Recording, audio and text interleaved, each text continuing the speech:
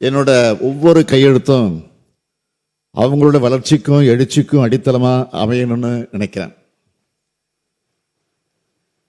அந்த வகையில் இன்றைக்கு வரலாற்று சிறப்புமிக்க நாளாக அமைஞ்சிருக்கு.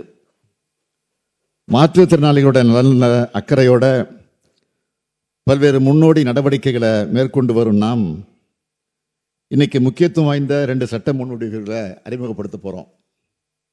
மாண்புமிகு பேரவைத் தலைவர் அவர்களே, தலைவர் கலைஞர் அவர்கள்தான் மாற்றுத்திறனாளிகள் என்ற சொல்லை முதலாக பரிவோடு உருவாக்கினார். அதே அக்கறையோடு தான் நானும் அந்த துறையை கவனிச்சுக்கிட்டு இருக்கேன். நாங்கள் ஆட்சி பொறுப்புக்கு வர்றதுக்கு முன்னாடி இந்த துறைக்கான நிதி ஒதுக்கீடு 667 கோடி ரூபாயா இருந்துச்சு. ஆனால் இப்போ இந்த நிதியாண்டில் 1432 கோடியா, அதாவது 2 மடங்கு உயர்த்தி இருக்கிறோம்.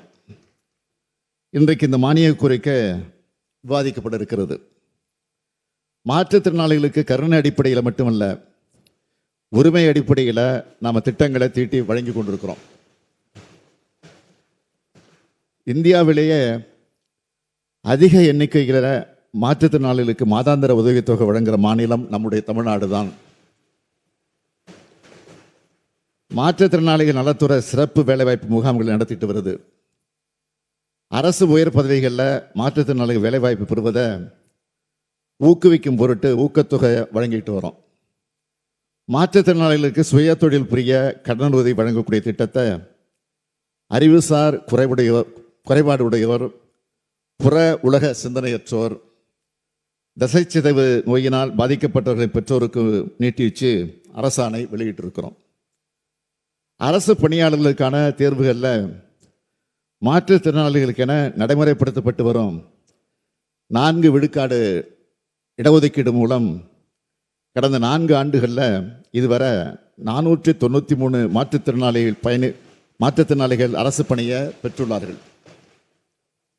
இதேபோல் மாற்றுத்திறனாளிகளை பணியமர்த்துறத தனியார் துறைகளை ஊக்குவிக்கிறதுக்காக தனியார் நிறுவனங்கள் ஒவ்வொன்றும் குறைந்தது 10 மாற்றுத்திறனாளிகளை பணியமர்த்தி இருந்தால் அத்தகைய நிறுவனங்களுக்கு மாதந்தோறும் ஒரு நபருக்கு 2000 ரூபாய் வீதம் ஊதிய மானியத்தை ஒரு ஆண்டுக்கு அரசு வழங்கும்னு அறிவிச்சிருக்கிறோம்.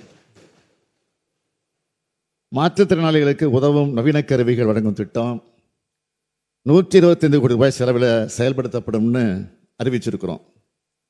மாற்றுத்திறனாளிகள் மெரினா மற்றும் பெசன்ட் நகர் கடற்கரைகளில் கடலுக்கு அருகில் சென்று கடலை கண்டு ரசிக்க சிறப்பு மரப்பாதையை உருவாக்கி இருக்கிறோம்.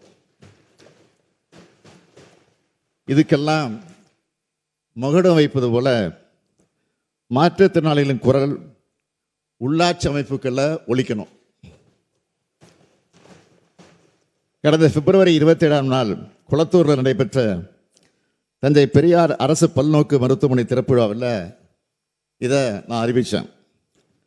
அடுத்த நாளே என் வீட்டுக்கு வந்த பேராசிரியர் தீபக்நாதன் தலைமையில் மாற்றுத்திறனாளி தோழர்கள் எனக்கு நன்றியும் பிறந்தநாள் வாழ்த்துக்களும் தெரிவித்தாங்க. 12,000 மாற்றுத்திறனாளிகளுக்கு இதனால் உள்ளாட்சி அமைப்புகளில் வாய்ப்பு கிடைக்கும். கடைகோடையில் இருக்கக்கூடிய மாற்றுத்திறனாளிகளுக்கும் அவங்க வாழ்கிற ஊர்லேயே இதனால் மரியாதை கிடைக்கும். அவர் சொன்னார், என்னை சந்திக்க வந்தவங்க தீபக் சொன்னார், இந்த 4 ஆண்டு திராவிட மாடல் ஆட்சி சாதனைகள்லேயே இதுதான் டாப் அப்படின்னு நிகழ்ச்சியோடு பேசினாங்க. அவங்க இந்த சிறப்புமிகு சட்டம் முன்வழிப்படைய இந்த வேலையில் சட்டமன்றத்துடைய பார்வையாளர் மட்டத்திலிருந்து இதையெல்லாம் காண்பதில் நான் மற்றற்ற மகிழ்ச்சி அடைகிறேன். மேலே வந்து உட்கார்ந்துருக்கிறாங்க. உள்ளாட்சி அமைப்புகளில் அவங்களுடைய உரிமையை நிலைநாட்ட திராவிட மாடல் அரசு உறுதியோடு இருக்கு. தமிழ்நாட்டில் இருக்கக்கூடிய அனைத்து வகை உள்ளாட்சி அமைப்புகளையும் மாற்றுத்திறனாளிகளுக்கு நியமன முறையில் உரிய பிரதிநிதித்துவம் வழங்கக்கூடிய வகையில் நடப்பு சட்டமன்ற கூட்டத்தொடரில் தக்க சட்ட முன்வடிவு அறிமுகப்படுத்தும்னு நிதிநிலை அறிக்கையில் தெரிவிச்சிருந்தோம். இப்போ அந்த சட்ட முன்வடிவுகளை முன்வடிவதில் நான் வாழ்நாள் பெருமை அடைகிறேன்.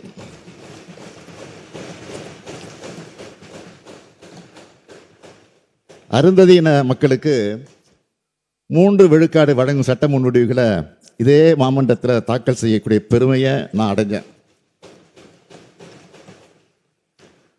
2009ஆம் ஆண்டு அன்றைய முதலமைச்சர் தலைவர் கலைஞர் அவர்கள் அந்த வாய்ப்பை எனக்கு வழங்கினார்.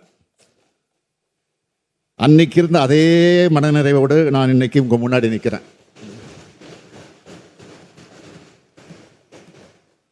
நகராட்சி நிர்வாகம் மற்றும் ஊரக வளர்ச்சித்துறை ஆகிய துறைகளுடைய சார்பாக இந்த 2 சட்ட முன்வடிவுகள் அறிமுகப்படுத்தப்பட உள்ளன.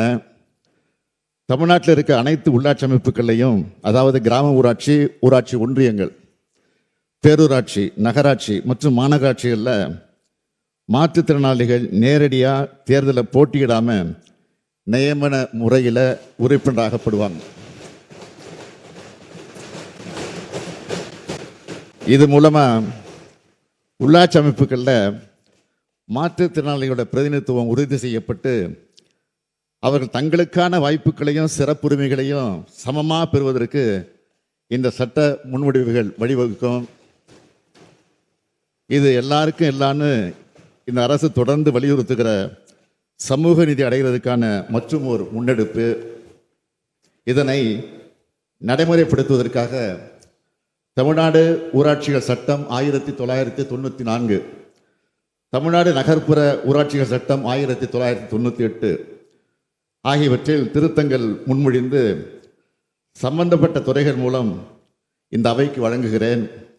இந்த சட்ட முன்வடிவுகளின் மூலம் மாற்றுத்திறனாளிகளோட குரல் உள்ளாட்சி அமைப்புகளில் ஒலிக்கிறது மட்டும் இல்லாமல் அவர்கள் குரல் உள்ளாட்சி அமைப்புகளை ஒலிக்கிறது மட்டும் இல்லாமல் அவர்கள் உள்ளாட்சி நிர்வாகத்தை வழிநடத்துகிற வல்லமை பெற்றவர்களாக திகழ்வாங்க. ஒடுக்கப்பட்ட மக்களை அதிகாரம் பொருந்தியவர்களாக உயர்த்துவதும் அதிகாரத்தை பங்குள்ளவர்களாக மாற்றுவதும் தான் திராவிட இயக்கத்தினுடைய நோக்கம். அந்த அடிப்படையை கொண்டதுதான் இந்த சட்டம் என்பதை தெரிவித்துக் கொண்டு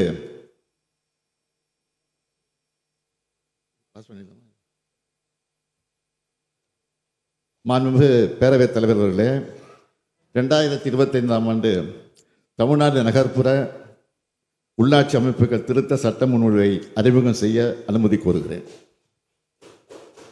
மாண்புமிகு முதலமைச்சர் அவர்களின் தீர்மானம் பேரவையின் முடிவுக்கு விடப்படுகிறது. ஏற்போர் ஆம் என்க, மறுப்போர் இல்லை என்க. ஏற்போரே அதிகம் என்று கருதுகிறேன். ஏற்போரே அதிகம். தீர்மானம் நிறைவேறியது.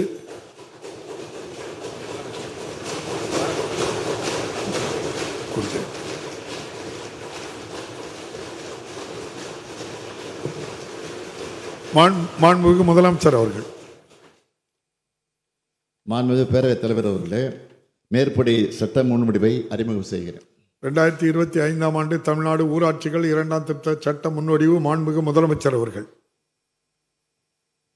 மாண்புமிகு பேரவைத் தலைவர் அவர்களே, 2025ஆம் ஆண்டு தமிழ்நாடு ஊராட்சிகள் 2ஆம் திருத்த சட்ட முன்வடிவை அறிமுகம் செய்ய அனுமதி கோருகிறேன். மாண்புமிகு முதலமைச்சர் அவர்களின் தீர்மானம் பேரவையின் முடிவுக்கு விடப்படுகிறது. ஏற்போர் ஆம் என்க, மறுப்போர் இல்லை என்க. ஏற்போரே அதிகம் என்று கருதுகிறேன். ஏற்போரே அதிகம். தீர்மானம் நிறைவேறியது. மாண்புமிகு முதலமைச்சர் அவர்கள்.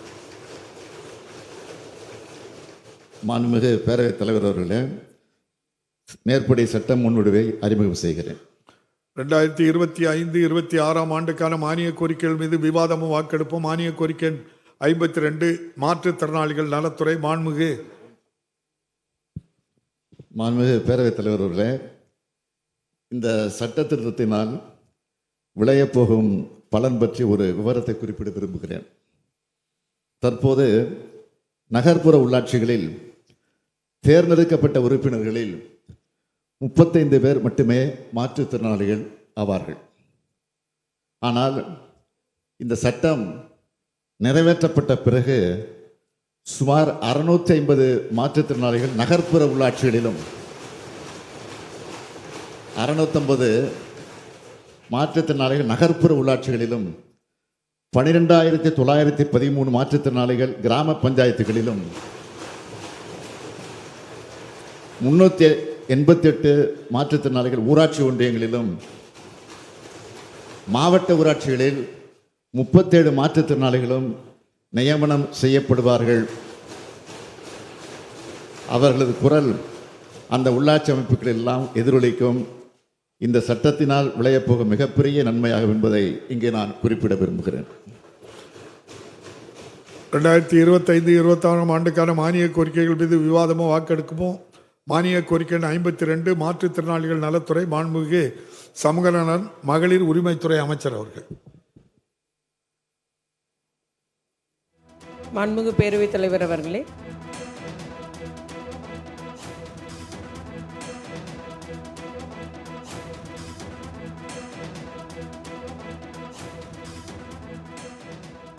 சட்டப்பேரவையில் உரையாற்றியிருக்கக்கூடிய முதலமைச்சர் மு.க.ஸ்டாலின் மாநிலத்தில் உள்ள அனைத்து உள்ளாட்சி அமைப்புகளிலும் மாற்றுத்திறனாளிகளுக்கு பிரதிநிதிகள் வழங்கும் வகையில் ஒரு மசோதாவை தாக்கல் செய்து உரையாற்றியிருக்கிறார். ஊரக மற்றும் நகர்ப்புற உள்ளாட்சிகளில் மாற்றுத்திறனாளிகளுக்கு நியமன பதவி வழங்கக்கூடிய வகையில் சட்ட முன்வடிவை தாக்கல் செய்து உரையாற்றிய முதலமைச்சர் மு.க.ஸ்டாலின் ஊரக உள்ளாட்சி அமைப்புகளில் தலா ஒரு மாற்றுத்திறனாளியை நியமிக்கும் வகையில் 12,000 மாற்றுத்திறனாளிகளுக்கு உள்ளாட்சி அமைப்புகளில் வாய்ப்பு கிடைக்கும் என்று முதலமைச்சர் மு.க.ஸ்டாலின் தெரிவித்திருக்கிறார். மேலும் 125 கோடி ரூபாய் செலவில் அவர்களுக்கு நவீன கருவிகள் வாங்குவதற்கும் திட்டம் செயல்படுத்தப்படும் எனவும் முதலமைச்சர் மு.க.ஸ்டாலின் தெரிவித்துள்ளார்.